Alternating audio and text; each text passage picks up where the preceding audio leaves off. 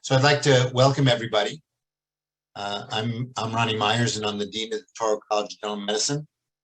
And this is a welcome first-time event, which we are so proud to host in partnership with the New York State Office of Persons with Developmental Disabilities Task Force on Special Needs.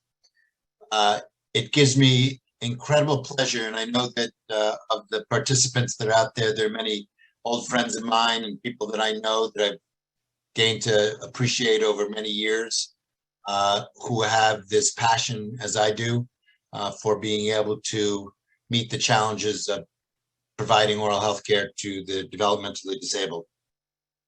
Former residents, colleagues, faculty members, and so on. So I truly appreciate you for attending and understand that this is the first of which will be a year process in which we're going to have 6 presentations free of charge as we dive into the needs of special patients and how we can help train and get the word out about how we can treat these individuals. A couple of thank yous before I turn it over to Dr. Disenso Brown and Raquel Rozdolski.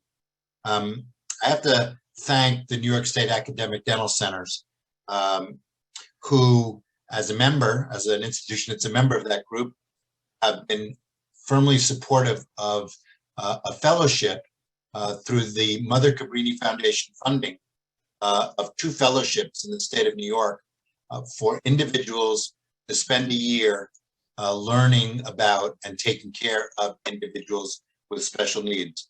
Touro was fortunate enough to have one of those fellows, Dr. Alex Touro. I know that NYU is also fortunate to have one of those fellows. And I believe that this fellowship is the start of something that hopefully will progress so that we can have fellowships in each of the academic dental centers so that we can start to train individuals in taking care of, especially the adult individuals with developmental disabilities, which certainly is a sorely forgotten cohort.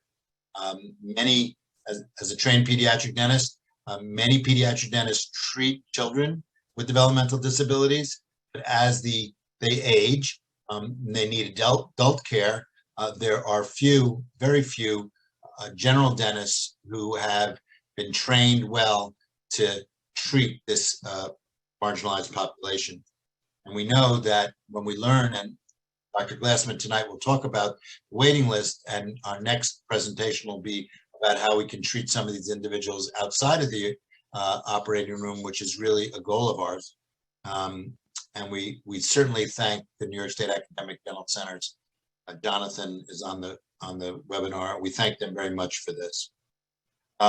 So with that, I'm going to turn the program over to Dr. Raquel Rozdolski and Dr. Susan Disenso. Rozdolski. Yes, thank you so much, Dean Myers.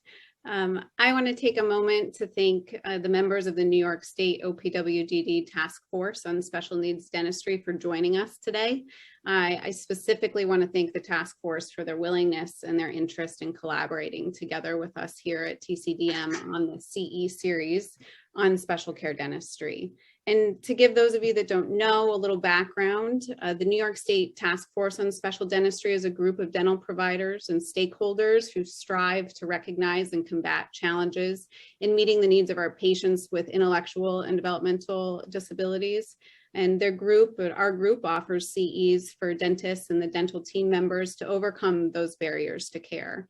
The task force advocates at both the state and national levels to provide support for dentists who are treating this vulnerable population, as well as working with dental schools like ours and training programs to improve education available to our next generation of dentists.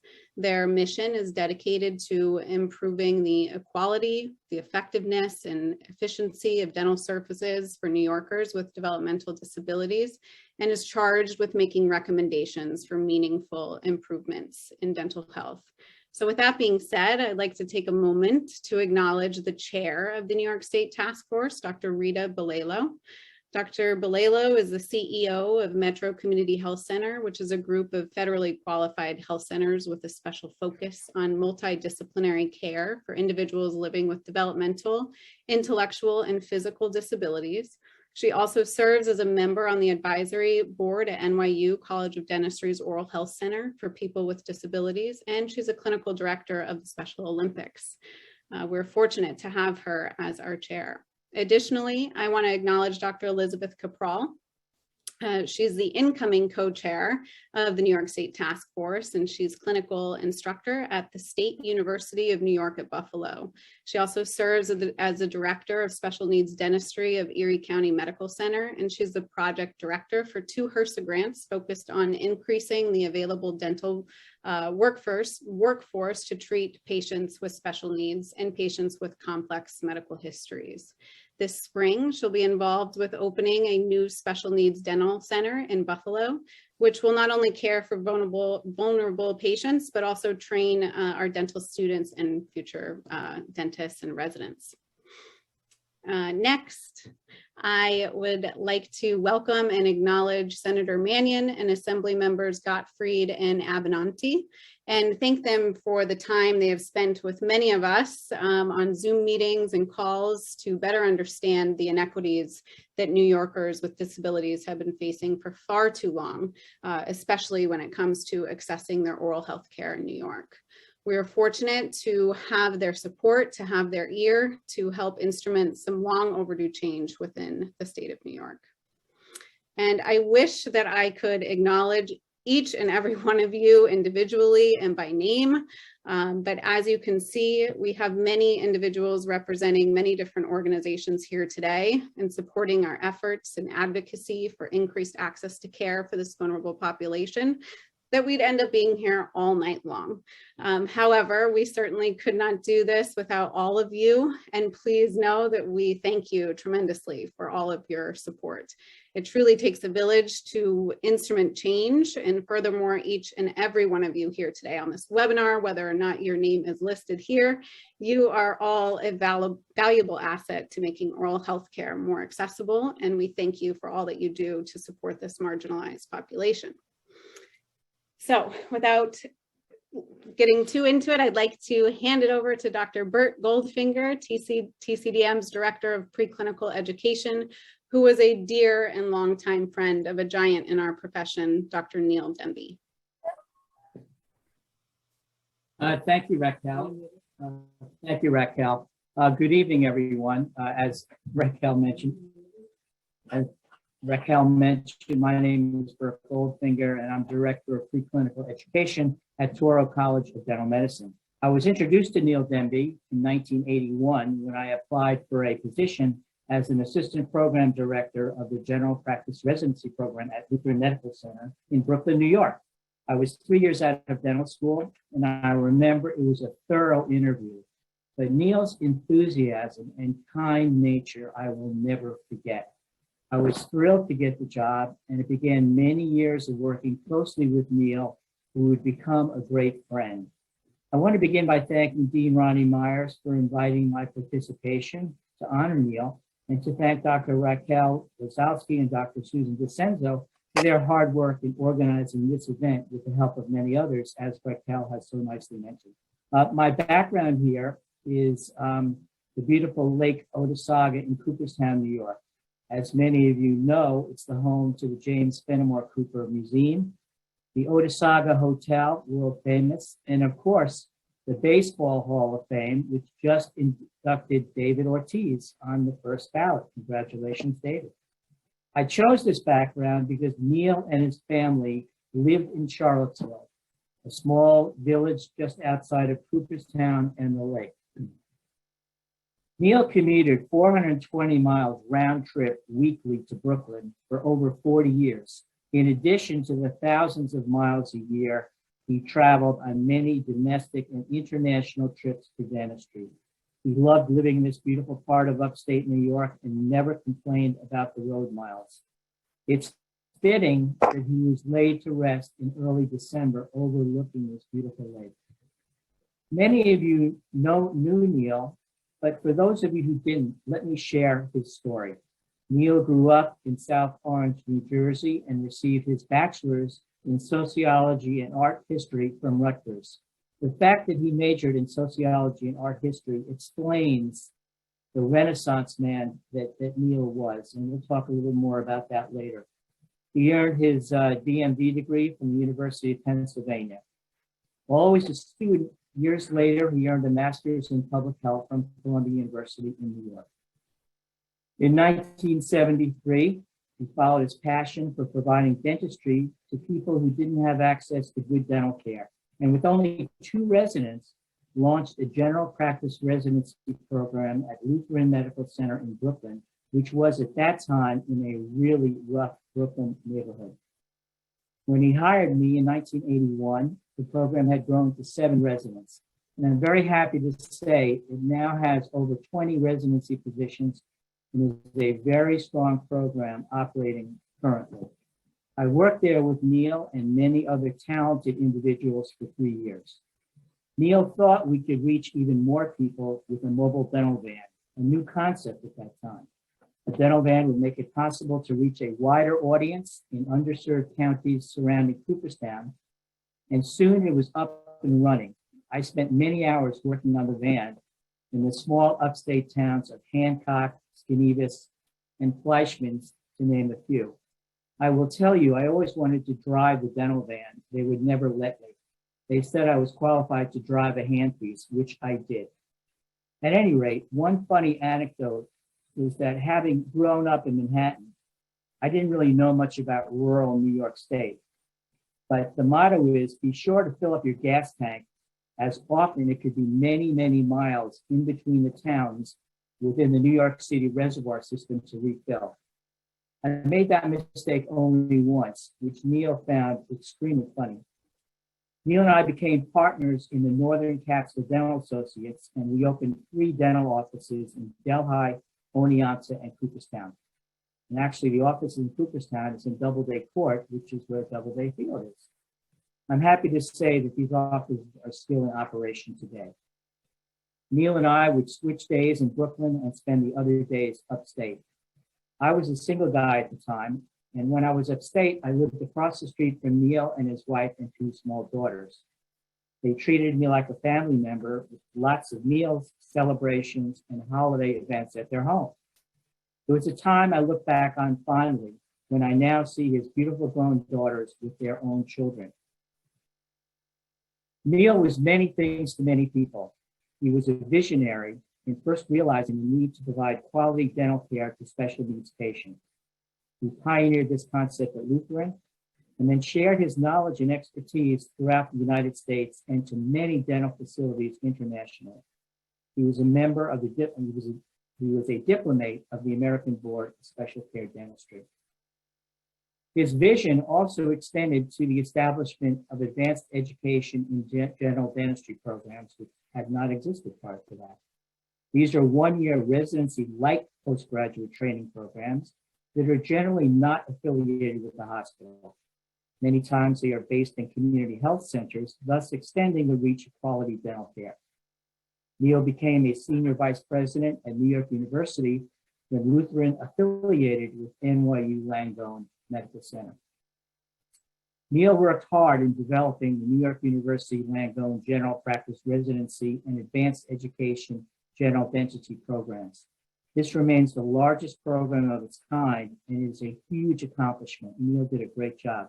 Today, there are over 400 postgraduate students annually in 30 states and in several places in the Caribbean, serving over 1 million patients in both general dentistry and several dental specialties, all started from Neil's vision. Neil received nearly every dental honor and award over his 50 years of practice, teaching, and innovation before retiring a couple of years ago. He was especially proud to receive the William Guys Award in 2020 for Vision, Innovation, and Achievement from ADEA, the American Dental Education Association. I know many of this audience are members of ADEA.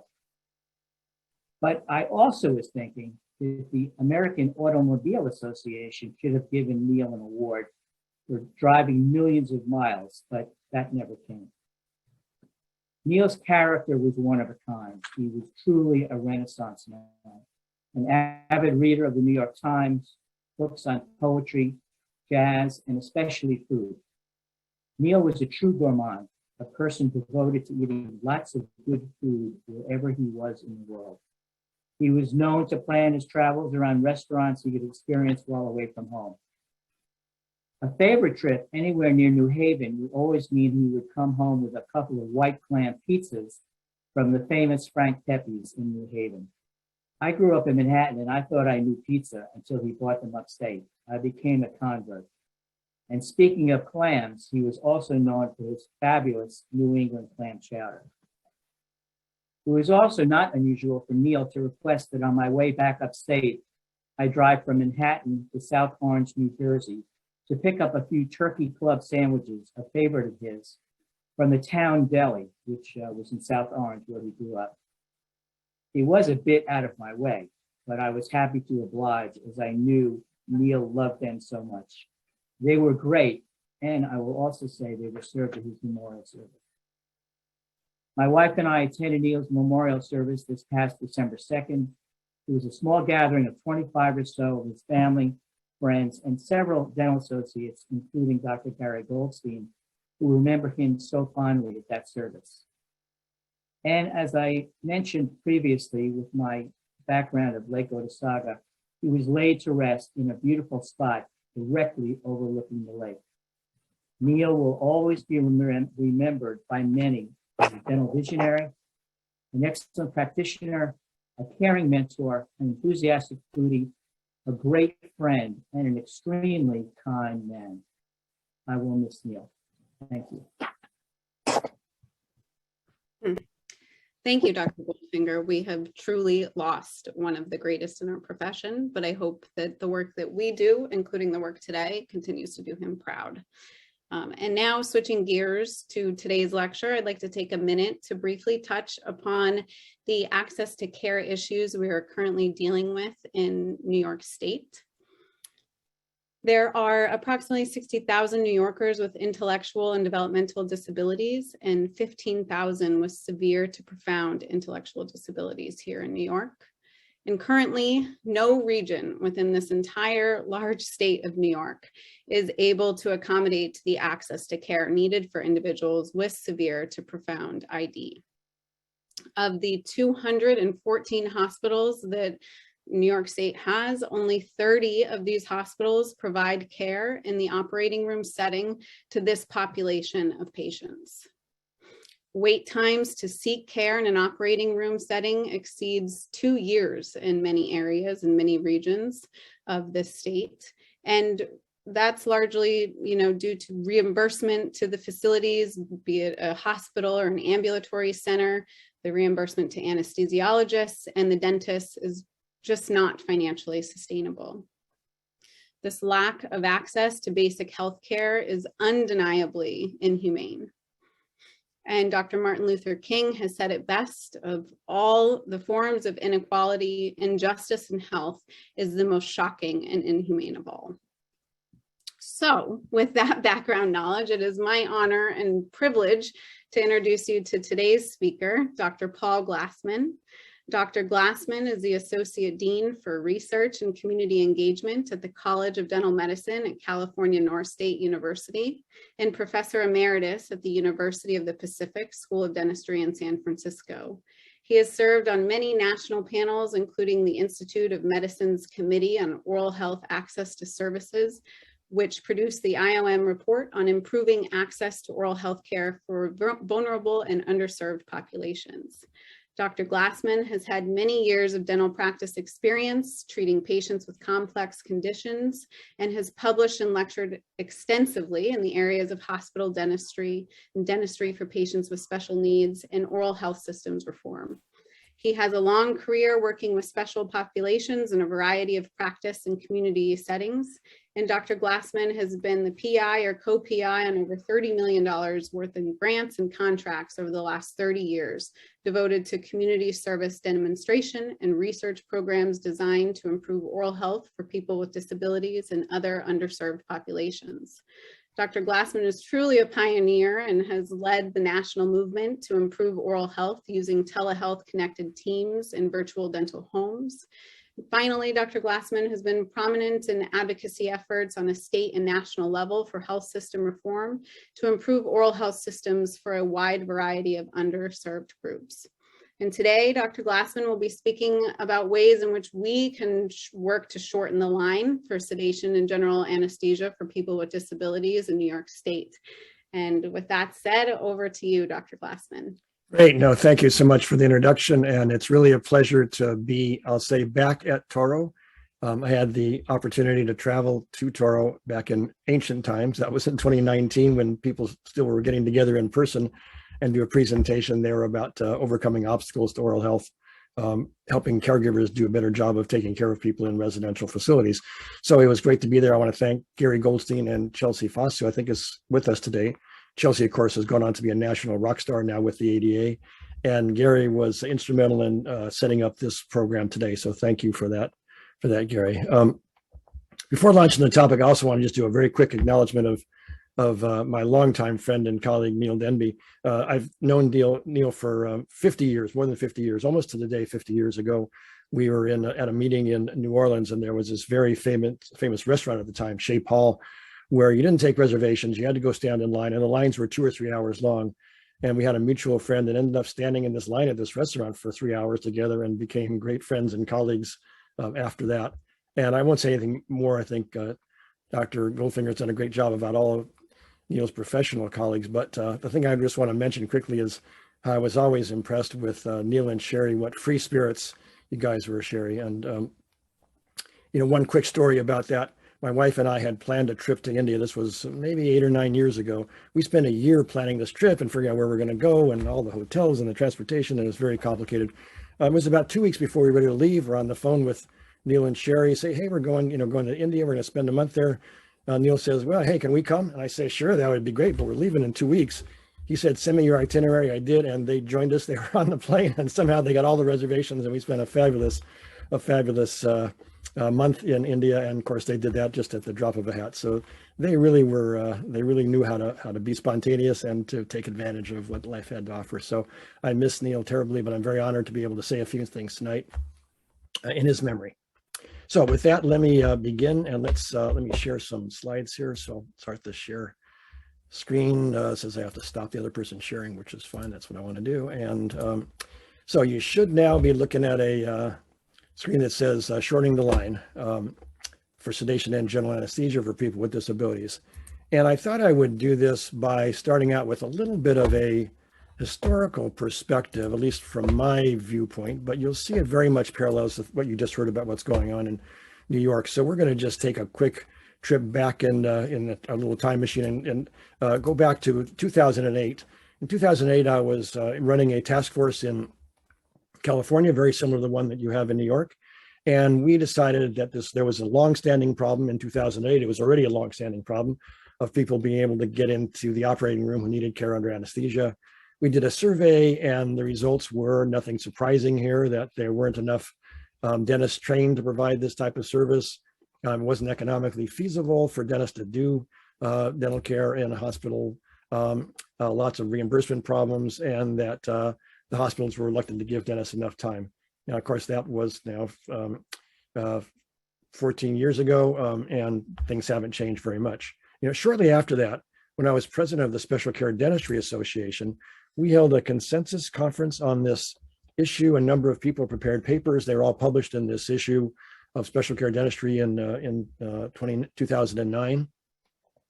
And the essence of that consensus statement, which I think it's still very much up to date, and encourage you, if you're interested in this area, to get a hold of it and read through the details of the papers. The gist of it was that there are lots of different ways that you can provide oral health, and I'm on purpose not just saying oral health care, a lot of different ways you can provide oral health for people with disabilities. In fact, the consensus statement listed all these alternatives, including anesthesia and sedation that's delivered in hospitals and surgical centers, or sedation from minimal to deep sedation, maybe listed even in dental offices.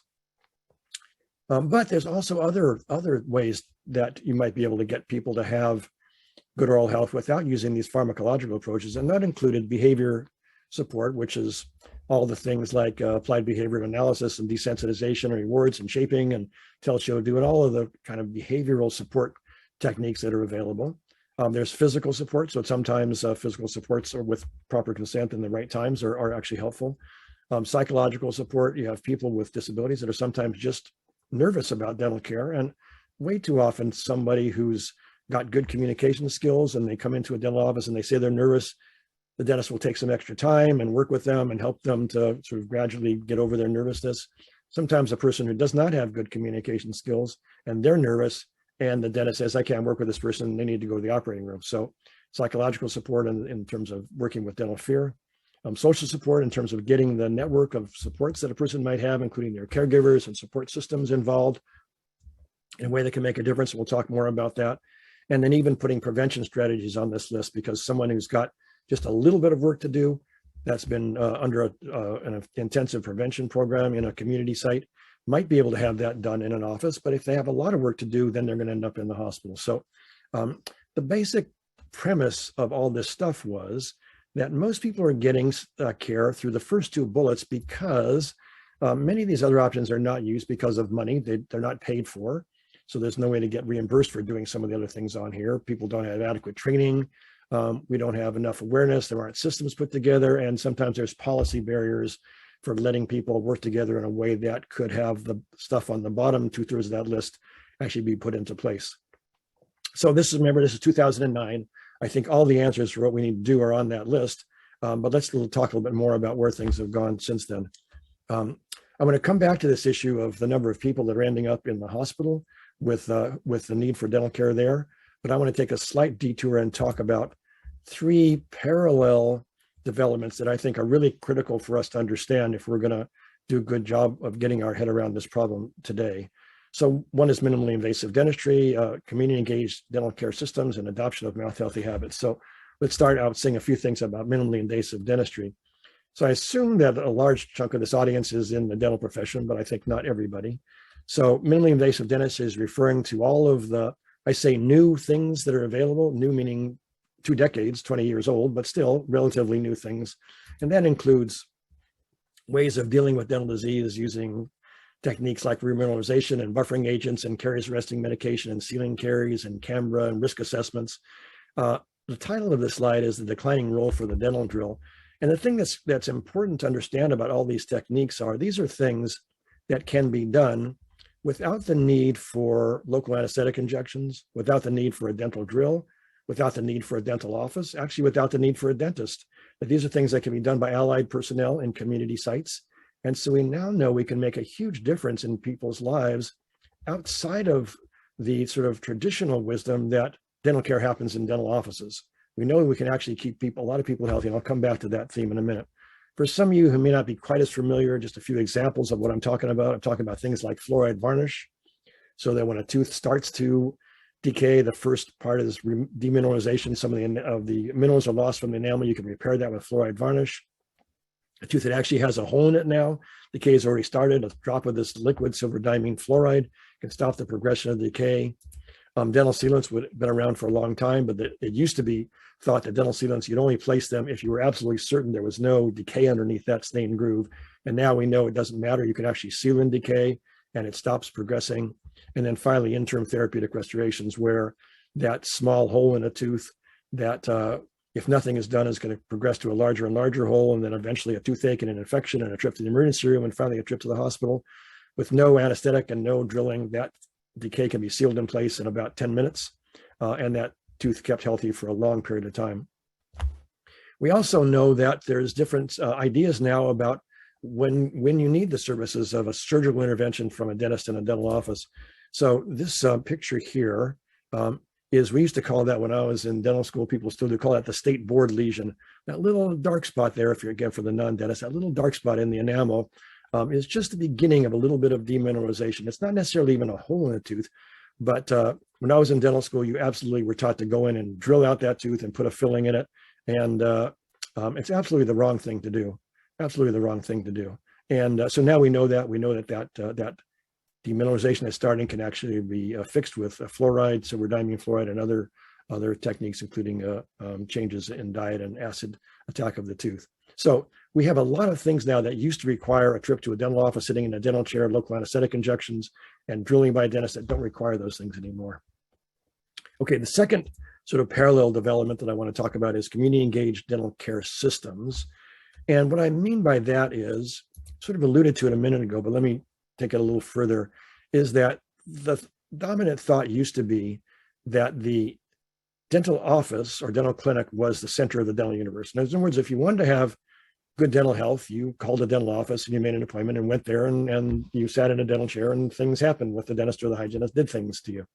We now know there's a lot of people using some of the techniques I just mentioned that can actually be kept healthy in places where they don't need all of the fancy equipment that's involved in a dental office, and actually can be kept healthy in a community side with a lot less intervention.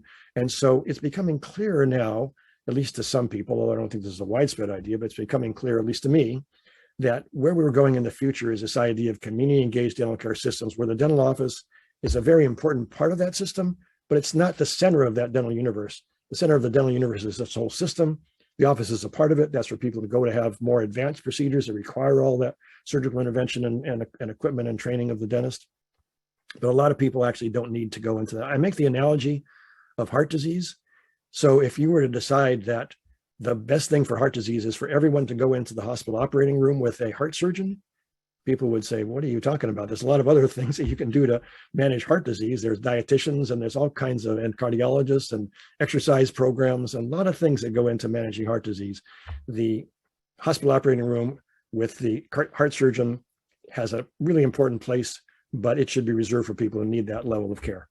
So an example of what I'm talking about here, a system like that, we've developed it. Maybe some of you have heard this term, the virtual dental home. It's something I've been working on for 20 years, starting in California. Now I've been doing consulting and helping people in a lot of different states put this into place. The general idea is that a community team, in this case, it's a dental hygienist and an assistant using portable equipment, or sometimes it's mobile equipment, but they're able to move that equipment from one place to another, so they can be in all kinds of places like Head Start centers and elementary schools and community centers, nursing homes, etc. And they can collect a full set of dental records here. Radiographs, again, if you're not in the dental profession, you don't know, this thing here is not a hair dryer. It's actually a little dental unit, and that's digital. It's not film anymore. It's a digital sensor, and the X-ray information is going into that little laptop computer in the back there. So X-rays, photographs. You can see the picture of the tooth on the laptop back there. Again, collecting a full set of dental records, everything you expect to see in a fully populated electronic dental record system, and they're collecting that information in a community site. It goes into a cloud-based record system where the dentist who's not on site, the dentist is in their office or clinic, is able to access the records, make a decision, which is, can this person have everything they need to have done in the community, or do they need to make a trip to the dental office? And it turns out most people don't need to make a trip to the dental office. Dentist decision, and I'll get back to that in just a minute. But there's a lot of things that can now be done in the community. I already mentioned many of them. So this is just an example of a girl and a young lady in a school with very little equipment, but is being able to be kept healthy there with sealants, maybe silver diamine fluoride on some places where some decay has gotten started, or maybe one of these interim therapeutic restorations to keep that small hole, seal it up and keep it from progressing. So we did a 6-year demonstration of this concept across 15 different communities and 50 different sites.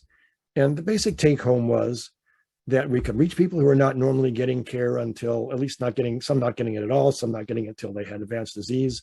We could keep the majority of people healthy on site, actually about 2/3 of children, and the majority of adults, even adults with disabilities, could have all the services they needed done in a community site by a dental hygienist without needing to make a trip to a dental office. And now with silver diamine fluoride, we did this study before silver diamine fluoride was available in the United States. Now we're estimating 85% of children, and still the majority of adults, including those with developmental disabilities. There's a big emphasis in this kind of system on supporting the adoption of mouth healthy habits, which I'll talk about in a minute. This system integrates the community organizations into a whole dental care system, this community engaged system. And now dentists are in the system. So you don't have this dichotomy with dental care happens in dental offices, and then there's this other stuff that happens in the community, but they're not really connected very well. They're all connected into one connected system. Okay, Last development is this idea of adoption of mouth healthy habits. And what I mean by that is just really basic stuff. Is we're talking about brushing, practically brushing with a fluoride products, and eating healthy foods, or at least controlling the frequency of foods, or when you eat foods that might lead to decay. So the question is, how do you get people to adopt mouth healthy habits? The concepts are pretty simple, but how do you get people to do them? It's actually extraordinarily difficult to support people in adopting behavior change, and that's true for all of us. So we used to think, many people do still think, that the key to this is what we call in our dental schools, oral hygiene instruction. So all of the dental educators will recognize that term, oral hygiene instruction. This is a speech. Typically, it's a speech given by a dental student or a dental hygiene student, and then later on a dentist or a hygienist. It's a speech given to patients about what they should do. We know that those speeches are not particularly effective. Most people, there's some people will respond to them, but most people actually don't change their behavior because of the speech. They sort of nod and smile while the dentist or the hygienist is talking, and then go home and continue to do what they were doing before. So we have a little bit more insight on that now than we used to. We understand some things that actually can support people adopting mouth healthy habits. One of them, there's this gentleman, he's a sociologist in the Annenberg School of Communication at the University of Pennsylvania, and he talks about how behavior change happens. It's very much a supporter of network theory. Network theory is really an up-and-coming field of science now, but he makes a difference between the way we used to think things would happen, which is some central authority would say things, and the thoughts of the central authority would go out into the world, and then people would hear the authority figure and do something different because of that. And what he's saying in his research and promoting in his book and other places and other people as well, it doesn't work that way. That change tends to happen more in networks, and you're much more likely to adopt behavior change if other people in your community are doing that, if your friends are doing something and colleagues, and you say something about, hey, someone told me this, and the person, somebody you know well and feel like they're your peers, say, hey, yeah, I heard that, it's really making a difference, and I encourage you to do it. You're much more likely to do it than anything that a professional says to you. So what do we know about how people change behaviors? We know that messages delivered by trusted members and culturally congruent, I hope everyone knows what that means, culturally congruent members of the community, meaning someone that you feel like is your peer. They maybe look the same as you, they speak the same as you, even small things like just the pacing of language or how close you stand to someone when you're talking to them. All those things are important facilitators of good communication. So messages delivered by culturally congruent members of your own community are much more likely to be acted on. Of course, multiple people saying the same thing is also helpful. But the last three things are really important. You're much more likely to get someone to change behavior if you can offer some small suggestion and then have some system of ongoing coaching, reinforcement, and peer support. It's impossible to do that in the context of a dental office. We just don't see people that often. Most of the people we're talking about aren't in dental offices at all that we really need to impact. And so becoming involved with community organizations is really the only way as a profession we're going to start to make a difference in people's, the most important thing that people can do to have good oral health, which is the adoption of mouth healthy habits. And so that leads us back to this whole idea of supporting the adoption of these community engaged systems where different people in the community are working together to make a difference. Okay, so now let's fast forward to 2020 in California. Concern also at that point about, I'm sorry, I want to show one more slide, which just an example of the impact of that was this gentleman who's in his late 20s. He had all of his previous dental care done in a hospital operating room. And he had intellectual disabilities. He was nervous. He'd go into the dental office. He was sort of confused. He didn't know what was going on there. The dentist would look at him and say, I can't work with this person. He needs to go to the operating room. But when we started bringing care into his own home, this is the chair he likes to watch TV in. He's got the mask over his eyes because he didn't like the light, but that was his choice. He's actually very able to have procedures done. The hygienist is here taking x-rays, is able to clean his teeth. Just to change of venue, he may never have to go back to the hospital operating room again. So it's just a really good example of this idea of community engaged systems, bringing care to where people are, what a difference it could make. So in California in 2020, there was a big report that was done about titled Painful Realities, General Anesthesia Access. This was done in Sacramento. And the findings were very similar to what we got in 2008, that there were long wait times, like you just saw in New York, 1 to 2 years. Factors were inadequate reimbursement, for everyone, dentists, anesthesiologists, hospitals, paperwork, prior authorization, uncompensated time, lack of training and awareness about dental care, about disabilities, about behavior support strategies. And as you know, this finding, not only in New York, but now we're working with people in a number of other states where you get very similar findings. So this report had in it 14 different recommendations. I didn't list them all here. I just listed the top two. So the first one is expand operating room capacity for dental cases. And the second one is support and raise awareness of alternatives to general anesthesia.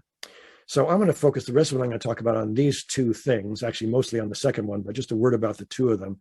So I think it's important to think, and this is maybe just the fact that I got an M.B.A. on my journey through my life, and think about things sometimes in economic terms now. So, economics is the social science that studies the production, distribution, and consumption of goods and services. And I'm sure everyone has heard about the laws of supply and demand. Well, in this instance, I think what we're talking about is the demand is the number of people that are referred for dental care using general anesthesia. And the supply is the number of general anesthesia. I use the word here, slots available. Slots meaning just how many people can actually get in. And that has to do with many things about operating time availability, number of dentists, number of hospitals willing to give dentists time, et cetera, et cetera. But it really comes down to how many slots of people are available, how many people are waiting for that. And it doesn't take an economist to figure out if you got lots of demand and you got minimum supply, what does that lead to? Well, in a completely free market economy, which healthcare is nothing like a free market economy, you might see that way you reach equilibrium by people raising the prices. So if you only had 10 slots to sell, you would charge a lot more money for them, and then the demand would drop and you'd reach some kind of equilibrium. Well, that's not what happens in healthcare. What happens is you get long lines. You get long lines of people waiting for care under general anesthesia. So what I'm going to talk about for the rest of the brief time I have here is that we have a theory, and talk a little bit more about how we're planning to act on this theory. The theory is that there are a lot of people in that line who don't need to be there. A lot of people in that line who, as I said when I was talking about the consensus statement from the Special Care Dentistry Association, a lot of people in that line could actually have dental care done in a more normal manner in a dental office if that list of things that we know work and we know are generally not used and not available, if those things were available and we could get people into a system where they could get behavior support services, get prevention in the community, get all those things, which I'll go into in a few minutes. If all that happened, then we actually have the possibility of shortening that line to the point where the people who really need to have care under sedation or anesthesia would be in the line, but the line would be a lot shorter. And other people would be getting care in ways that are a lot less costly, a lot less dangerous, a lot more humane, and without a lot of the consequences of those long lines where many people are waiting for care under anesthesia. So we have developed a proposal in California. We're hoping this is going to be actually a multi-state demonstration. And in the conversations we've already started, we're very excited about the possibility that we might be able to work with those of you in New York to mount a multi-state demonstration. The demonstration will be about supporting alternatives to sedation anesthesia. We hope that by doing such a demonstration, we can demonstrate the benefits, shorter lines, less wait times, huge cost savings if someone can have care in a dental office as opposed to, or even just in their community and not even need to go to a dental office or a dental office versus the hospital operating room. I mean, you save one hospital case and the amount of money that's spent on that can pay for everything else for a lot of people. We hope that in this multi-site state demonstration, we're going to be able to use similar methods and data collection so we can compare the data and then be able to use that to influence policy, both state and national policy. So what's the proposal? What are we proposing actually to do? Well, it's a set of several strategies, which I'm going to explain in a few minutes. So one is to be able to use some of the things that were on that list from the Special Care Dentistry Association consensus statement, behavior support, physical support, psychological support, figure out how to make those available. Medical management using medications and minimally invasive dentistry, how to make that available. Community-based delivery systems where we're bringing care to where people are instead of them having to go to a dental office or clinic for any kind of care. All that rolling up into a community-engaged, coordinated oral health systems, and then integrated community linkage systems so that people who are getting care in the community can actually be matched with the dentist who'd be able to see them. So I want to go into a little bit more detail about what each of those things mean, but I want to do it now through the results of some focus groups. So we held we've now held focus groups both in California, both in Sacramento and in San Francisco, with groups of dentists and dental hygienists and behavioral support professionals, trying to run this idea by them and see what do they think, and have us give us their best guess about what difference it would make. So we asked them in a structured interview format, what help do you see people with disabilities? What would help you to see people with disabilities? And we asked them to respond for themselves and their colleagues. So if someone was in one of these focus groups, we said, for you personally, what would it take to have you see more people in your office if you were a dentist or a hygienist, for example? And then we also asked them, what about your colleagues who are not sitting with us today? What do you think would make a difference for them? We asked them about what barriers they saw, what they thought would make a difference, and then how much difference it would make. So let's run through some of the topics. So the first one was just how many people that they're seeing. This was the behavior support specialists. And these are people who do behavior support. They work with people with developmental disabilities for a variety of health and social and life conditions. And some of them had even worked about dental issues. And we asked them, of the people that you're working with, if you were to try to work with them specifically about behavior support, developing a behavior support plan to be able to have them receive care in a more normal manner in a dental office or even only in the community, how many people do you think could, instead of going to the hospital operating room, could then have care in a more normal manner in the office, or maybe even exclusively in the community? Their answer was 80%. And that sort of blew me away. I thought, whoa, that is really high. I don't know if I quite buy that, but I had been guessing 50%. I am still convinced that we could shorten that line by 50%. 50% of the people who were being told that they need dental care in the hospital operating room could have care in a more normal manner if we were to put the things that we're talking about here into place. So the fact that the behaviorist said 80%, I felt pretty comfortable with my 50% guess. All right, so then we started talking to the dentist, and we asked them, first of all, about barriers. And you'll recognize these are barriers I think everyone's familiar with. The fees are too low, there's too much paperwork, they're not trained enough. Someone requires extra time, it throws off their schedule, they're not compensated for the extra time. Some people just need a lot of work. People don't keep appointments, and then they have all these hassles about information. Sometimes it's hard to figure out to get all the information needed about the health history or who's in charge of consent. So that was the barriers. Then we started asking them a series of questions. All right, what would make a difference? What would help you? So the first question was training about various disabilities. I'm a big fan of training. Obviously, I'm my career, I'm a dental educator. That's what I do for a living. So I'm all about training. But I also know that in my getting to be a long career, I ran a general practice residency for 20 years and an AHD program for 20 years, where we had a lot of education about working with people with developmental disabilities. Our graduates knew what there is to know about working with people with developmental disabilities. When we survey them, very few of them do it in their practice. So it was clear to me that training is not enough. So when we asked the dentists in our focus groups, what about training? What difference would that make? They said the same thing. Yeah, it would be somewhat helpful, but it doesn't address all these other barriers. It doesn't address fees and the extra time, and then dealing with behavior problems, and then gathering the information we need, and how it throws off the schedule, and just getting appointments made and kept. It doesn't deal with all that stuff. So yeah, it'd be good to have some more training, but not going to solve all the problems. So then we asked them, the second question was, well, what about training and a better understanding about using behavior support strategies? Again, the same thing. Well, sure, that would be great. I think, I'd like to know more about that. I don't really know. I have some intuitive things I'm doing, but yeah, getting better education about how to work with someone, how to provide behavior support in the office would be helpful. But again, somewhat helpful. It doesn't address fees, doesn't address the extra time, doesn't address the hassles in getting information, doesn't address the problems with scheduling and people keeping appointments. All right, well, what if we were to do something where we could promise you we would provide you the information that you need, the health history and other information and consent appointments, and help make sure people show up for appointments? Again, that would be great, somewhat helpful. Doesn't address the fees, doesn't address the time, doesn't address the behavior problems, doesn't address the schedule necessarily. Okay, next question. What if we were to set up a system where we had targeted referrals?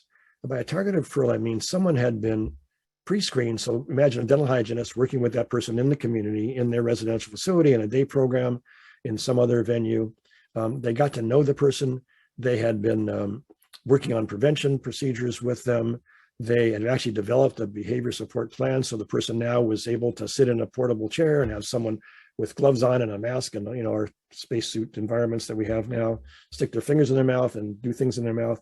And so they were pretty desensitized to all of that stuff. And we could actually, when we refer someone to your office, we would actually give you a warm handoff of a behavior support plan. We tell you what we've been doing in the community.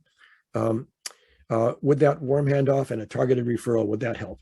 Well, that was better. People said, yeah, that would be more than somewhat helpful. I think it doesn't address the fees or the extra time or necessarily the information or the schedule, but yeah, that would definitely be helpful. And finally, we asked the kind of put it all together question. So this question is, what if we were to do everything that we just talked about? Provide additional training, both about considerations for people with disabilities, about behavior support. We were to have a whole system of information and case management so that you would get the history and the consent information you needed.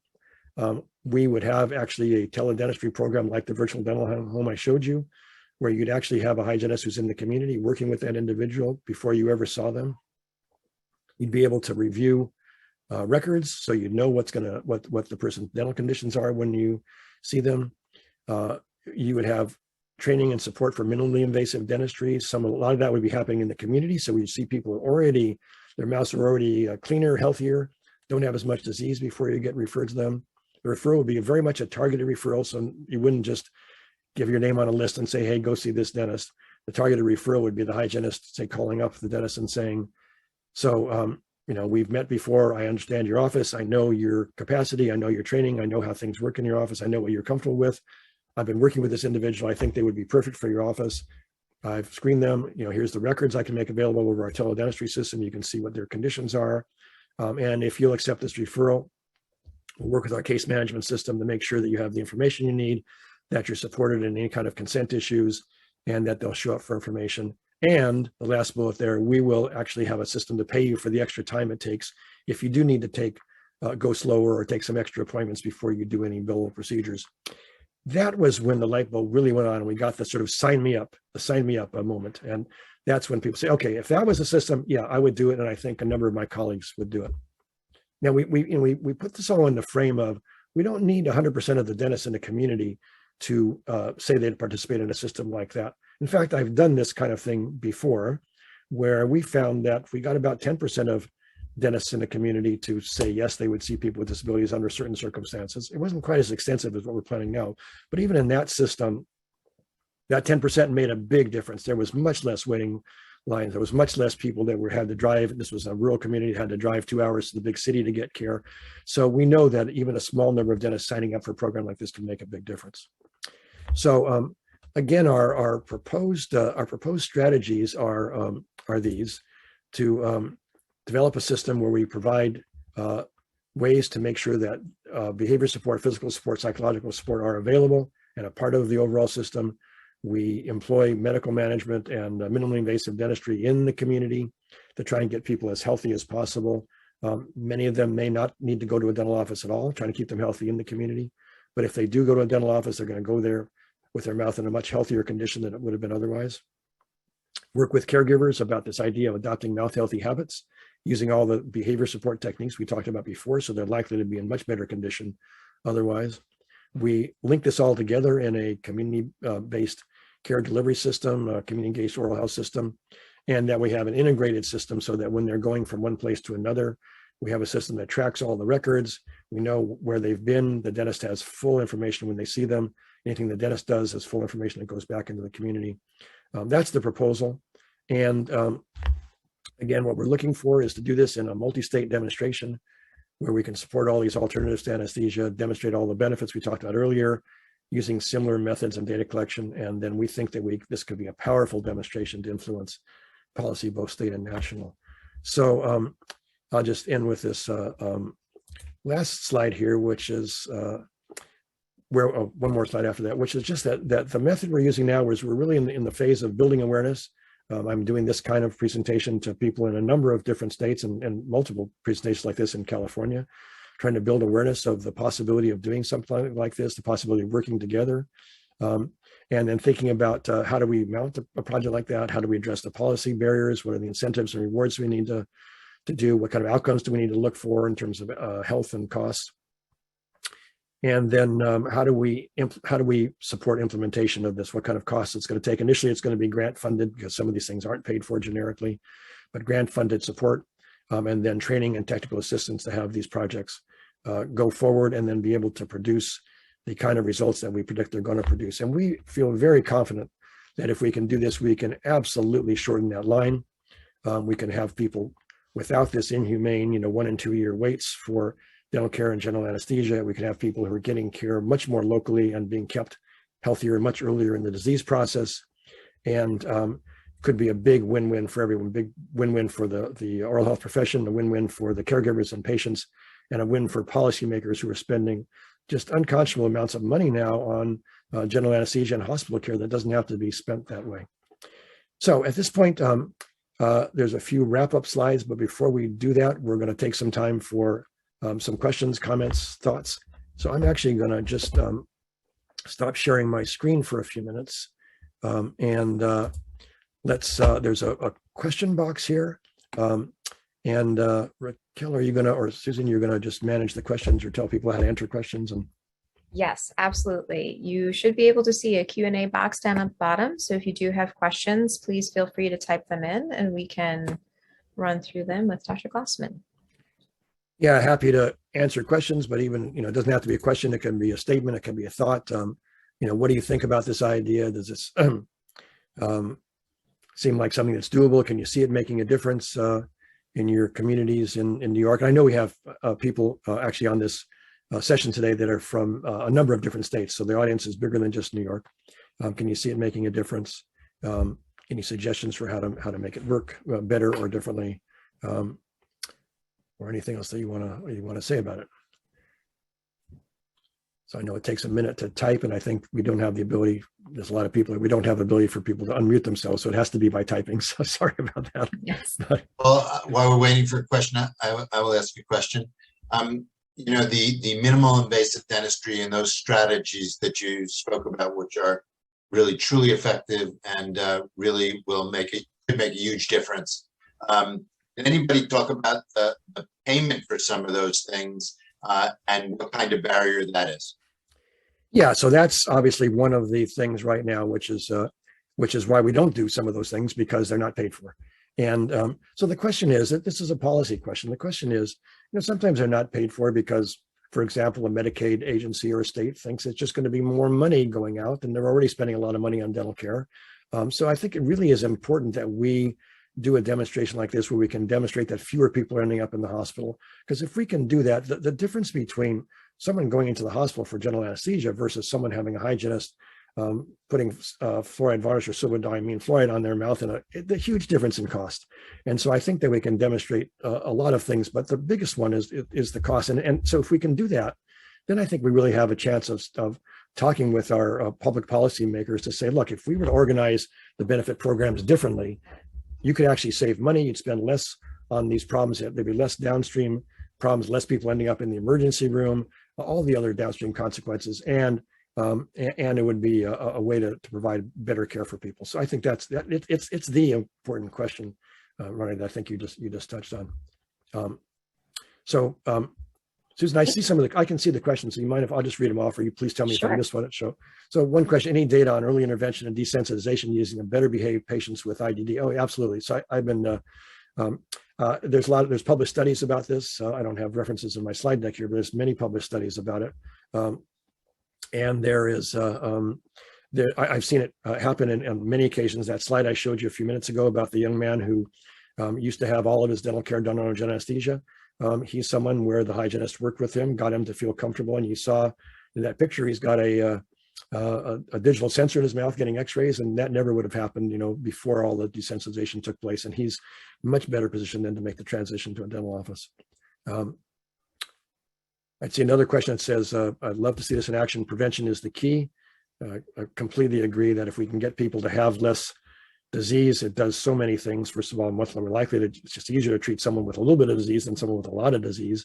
And when you're talking about small things, again, all those techniques I talked about, a lot of that stuff for small disease or catching things early can be done in the residential facility, where the trip to the dental office is actually not necessary. So getting to people early and applying all the stuff we need to know now about minimally invasive dentistry prevention is really, really critical. Next one, I'm a BCBA. I'm not sure. Oh, maybe that's a behavior sports specialist in California, working with local regional center. Yes, on the exact problem with regional center consumer. Absolutely. So I work with a lot of regional centers.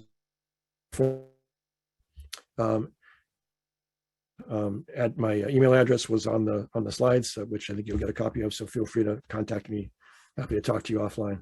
I think this would be a wonderful thought to bring dental hygiene, to bring to dental hygiene schools, since dental hygiene is a key figure access care. Yeah, it's really about I couldn't agree more with that. It's the idea of we got to think differently about our dental care systems and stop thinking about the dental office and the dentist as the center of the dental universe. The dentists in the office have a very critical and important role to play, but there's so much that can be done outside of the dental office in the community with allied personnel like hygienists that can get to people early, can get to disease early in the disease cycle, can keep people from getting advanced disease. And we've got to start thinking more about that, not sort of a way off on the side adjunct to the dental care system, but as a really important centerpiece of it. Another question, is there a role for office-based anesthesia by dental anesthesiologists as an alternative to hospital-based care? Well, sure there are. And I don't really know the situation in New York and California. There are a lot of roving dental anesthesiologists who go into offices, and that's certainly an outlet for care. It's one of the things that in this presentation, we were not talking about that so much because I really wanted to focus on the demand side of the equation, not so much the supply side. That's a supply side suggestion, nothing wrong with it. But I think we really need to, too much attention goes into supply side issues in most conversations I'm in. So that's why I really wanted to raise up the demand side. Next question, which parts of the lifespan is this program most impactful? It's across the lifespan. It's much more effective with children, particularly young children. Young children, I think 80%, 80 to 85% of young children, we're talking about low income children, Medicaid covered children that could be kept healthy in preschool or a Head Start center. Not quite as high a percentage because adults have had more time to have dental disease develop in their mouths. But our demonstration project, we included adults with disabilities. We included people in nursing homes, probably the highest rate of disease. And still the majority of them were able to be kept healthy by the hygienist in the local site without needing to go to a dental office. So yeah, it's absolutely possible across the lifespan. The idea sounds great. Our payers involved in the plan implementation think be important during the development system.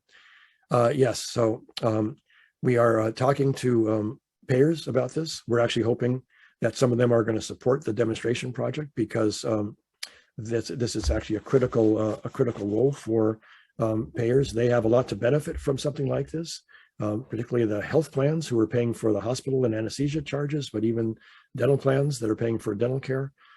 Everyone stands to benefit if we do this.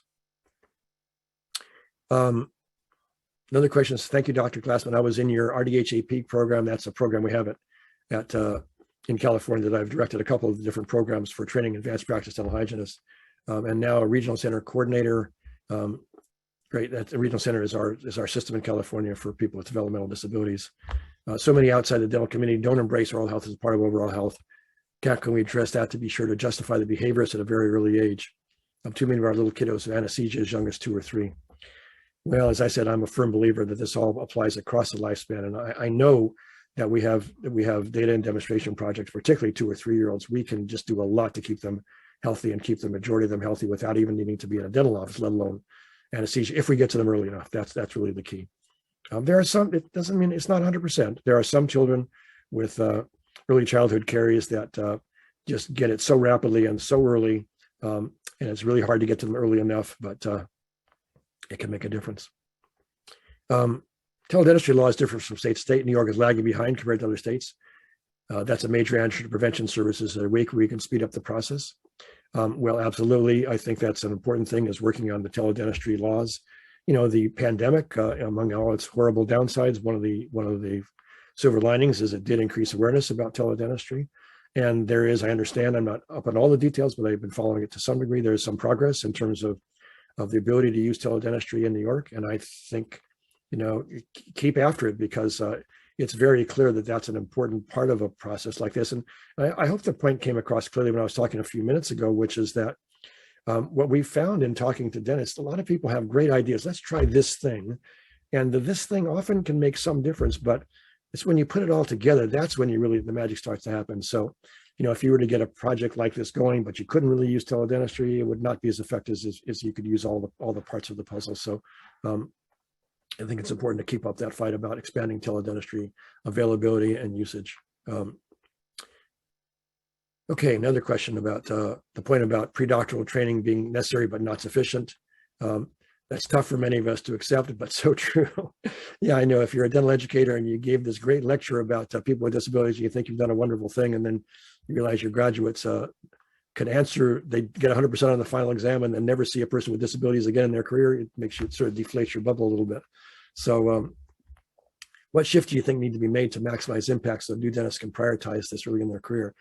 Well, I'm right now, my day job at California Northstate University, we're starting a new dental school, and I'm going to do my darndest, and we'll see how it works out, but to make sure that we have a community-based delivery system with dental hygienists in the community as a part of our part of the school, and to have dentists be a part of that, because they think they have to actually see this in action. They have to really understand the benefits to the dental profession, to them personally, to be able to create a dental practice without walls and see how they could take care of a lot more patients if everyone didn't have to come into the office. So we've got to create that awareness, and just giving a lecture to students is not enough. They have to actually be a part of a system like that and see it and experience it, I think. So that's our challenge in dental education. Is the PowerPoint available? Yes, there's a PDF version of it, which I gave to the sponsors that should be able to be distributed. How about reimbursement for patients needing more time and more frequent visits? So in California, we have our Medicaid agency with this a big lobbying effort, got them to pay dentists under the Medicaid program for extra time, but it was limited to only extra time for doing a covered procedure. So if you're going to do a filling and it normally takes you 20 minutes to do it, and you spent an hour and a half, you could get paid up to $100 4 times a year for that extra time it took. But the problem is it wouldn't cover you if you had to have the person come in and just get used to sitting in the dental chair, and you had 2 or 3 visits. Sometimes for younger people, they call them happy visits, but desensitization, familiarization visits, it doesn't cover any of that. So we're actually in the process in California of pushing this for trying to expand that coverage to include extra time, but I don't know how we're going to do that. And so or how soon we're going to do that. So part of the idea of this multi-state demonstration project is let's just do that with some grant funding, get some people who can see the benefit of this program. Let's just do it. Let's include that as part of the grant funding. We're just going to pay the dentist for the extra time and be able to demonstrate that it's really worth it to pay that, because so many people get care so much earlier in the disease process. I see a question from Dr. Filanova. Hi, Vince. Good to see you on the line. How is the barrier of the bureaucratic red tape at the agency level allowing dental providers into their homes or centers? Well, of course, we have tremendous challenges now during COVID, but we were actually doing this before COVID, and yeah, there's barriers. There's all kinds of things to think about in terms of getting into homes and making those kind of arrangements and having the proper legal environment, but it's totally doable. And that would be part of a project like this. We would help people figure out how to do that and set up systems so that we'd cut through some of that red tape and make it work. With Medicaid already providing dental benefits for patients in nursing homes, can your model work well with current New York State benefits? Well, I'm not sure I'm totally up on all New York State benefits, but again, what we're hoping to do is anything that can't be done with generic benefit structures, we would get grant funding to do it, and with the idea that we would demonstrate that it works, and then sort of secondarily go back and get the benefit structure changed. Dr. Goldstein, who you can blame for getting me here today. Thanks, Gary. Said you have representatives from many dental plans attending. Any message for the plans? Yeah, I think it'd be really important for the plans to make known on 2 levels. One, to make known their interest in this, to make known that they really think this is an important thing and want to see this demonstration happen, and want to make sure that this goes forward, because it's in everyone's benefit to the plans. And then I think to those plans that are in the position of actually funding a demonstration and paying for some of the things that are not paid for generically through some kind of foundation or other support, if they could make that known as well, because this is going to take some grant funding to mount a really good demonstration where we do the right kind of procedures and do the right kind of data collection to demonstrate that it really does make a difference and is in everyone's interest. So I hope the plans will hear that and make known their interest and even willingness to help support these projects financially. This next question is a bit long. Let me see if I can read through it quickly. At least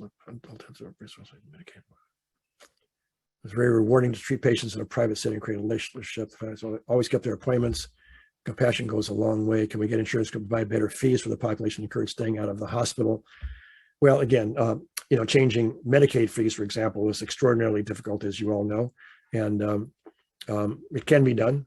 We've made some progress in California, although people have told me that the fees are low in New York. I bet they're lower in California. So, but I believe that we can actually do a much better job of this, and we can get a lot of dentists to be able to experience that reward that we just mentioned, without necessarily having to change the Medicaid fee structure. If we could pay for some of the non-compensated time, I think that would go a long ways without having to necessarily raise the other fees. Of course, Dr. English, hi Ramona, says that incentive payments can also be based on a different kind of payment system. It doesn't have to be fee for service. It can be like the DRG system, bundled payments and things like that. And so I think there's lots of options for thinking about payment. And of course, we're moving in the United States towards much more of a value-based care system. That's a whole nother lecture that I could have done tonight. But anybody that's coming to the National Oral Health Conference, the American Association of Public Health Dentistry meeting, I'm going to be doing actually a whole workshop on value-based care. And this is the idea of thinking differently about how we pay for care, how we deliver care. So yes, there's lots of room for more fundamental thinking. Is there a conversation about according this as a value add to newer value-based payment models? So I guess that's kind of the same thing. Yes, absolutely. I think that we will be seeing more and more of value-based payment models that are coming up. And the point I'm going to make when we do this whole workshop at the Public Health Dentistry Association meeting is we've got to think about payment as more than just the money, or value-based care is more than just the money. It's got to be the money combined with a delivery system that actually makes a difference. It says here D9430 is covered up to 4 times a year for desensitizing in New York, so that's great. So there's already some payment available through the Medicaid program, it sounds like, or through other payers, and so I think that's something that could be built on. Can you see a role for mid-level providers, and do you support it? Yeah, I'm very much a supporter of thinking that the dentist doesn't have to do everything, of sort of right-sizing the dental workforce so that you have the people doing things that they can do. Mid-level providers is sort of an odd word because if you're talking about, typically people use that to mean a dental therapist, but, dental hygienists in some sense are mid-level providers, as are dental assistants. So I think it ought to be the person who does the job. And for example, if you're talking about a school-based situation where a dental hygienist using non-surgical intervention can keep 85% of the children healthy, I'm not sure it's economically wise to use a dental therapist who's going to cost more to do that. It takes more equipment to bring the drilling equipment into the school. If it's only talking about 15% of the kid, where it would add some benefit to that, and those children might be able to get referred with some case management to a dental office if you can focus your case management on just that 15%. So I think you have to think, it's not a simple question. I think you have to think very, very carefully about the idea of what's the proper role if you're talking about allied personnel, and which ones are going to fit best into what kind of situation. Unless you up the Medicaid fees, participation won't budge. Show me otherwise. Okay, well, I think that you're on. This is that for that question, and we'll see. I mean, my prediction is that we can make a difference without increasing the Medicaid fees. We've got certainly these focus groups, and I've got actually similar kind of projects I've done for decades now, where we did find dentists who were willing to, who weren't seeing people before on Medicaid, and became willing to see them if we gave them enough supports of the kind I've been talking about. I believe we can, but we'll see. That's the purpose of doing the demonstration project. Well, it says, why can't Delta or other private companies do more? Well, I think, we're going back to what we said before. I hope that the dental benefit plans will step up and express their interest and actually support procedures like this. We have a huge deficit in oral surgery, emergency care, and hospital setting. And there are going to be a lot of deaths in OR if OR time is not expanded. Well, again, that's a supply side suggestion, have more OR time.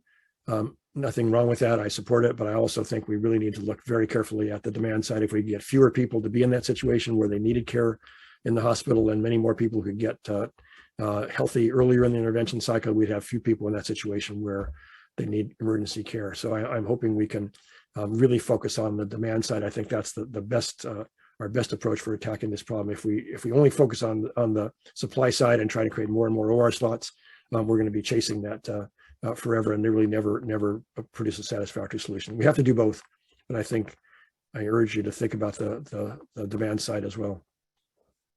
And to address my last thing, we need the state and federally funded self-staffing dental centers for general anesthesia. Well, again, that's a supply side question, nothing wrong with it, but I think that I'm hoping that we can also, and at least the purpose of my being here today was to talk about the demand side and get to people early. That's the last of the questions I see, and I think it's about the time I said I was going to stop talking anyway. I know it's getting late, and you're not quite as late for me in California here as it is for some of you back there in New York and other states around the country. So, Raquel, I will stop now unless there's anything else you want me to address before turning it back over to you. That's perfect. Thank you so much, Dr. Glassman. That was really an outstanding lecture, and so many good points that you make, things that we have discussed together at Touro, these exact same points of how we can improve. So we do look forward to working together with you to implement this multi-state model to start instrumenting some significant change. So thank you for all of that, and thank you for taking the time to answer those Q&As. We really you're very welcome, and good luck to you. So I'll go ahead and share the last couple of slides that you wanted me to put up at the end there. So thank you. And I do want to make a quick correction here. There's 60,000 individuals with IDD in New York State that require the expertise of special care dentistry. There's actually 290,000 with IDD in New York State. So I did want to make that quick correction, as it's an important one. So our future event dates that we have for the CE series are as follows: March 16th, 18th, May 18th, July 13th, September 14th, and November 16th. So we hope you can mark your calendars on those days. Our next lecture will be taking place on March 16th. Dr. Glassman, if you want to go to that next slide there. I can tell you a bit about our next lecturer, which will be Dr. Perlman. And he will be speaking on MIPS, the safest alternative to sedation and general anesthesia. And we're very fortunate to have him committed to lecturing for us that day. Next slide. Thank you for joining us. Truly, we had a really great turnout, and we appreciate you all for your time. An evaluation form will be sent to you following this meeting that will need to be returned so that you can receive your 1 CE credit hours. And I want to remind you all that there is a brief task force meeting immediately following this meeting, and it will be on a different platform. It was sent in a separate link to join the meeting in your emails, so go ahead and check that. And I really would like to take a moment to also thank Dr. Gary Goldstein for working together with us at Touro to help us spearhead the CE series. And I thank him for all the work he constantly does day and night. I don't think he ever sleeps, and all the work he does for the task force, and his just amazing ability to network each and every one of us that are here today. I think we all know Dr. Goldstein in one way or another, and he's just a fantastic networker. So thank you, Gary, for all that you do for us day and night. Thank you all again for your time, and thank you, Dr. Glassman. We are so fortunate that we had you today, and we look forward to seeing you all again in March. Have a nice evening.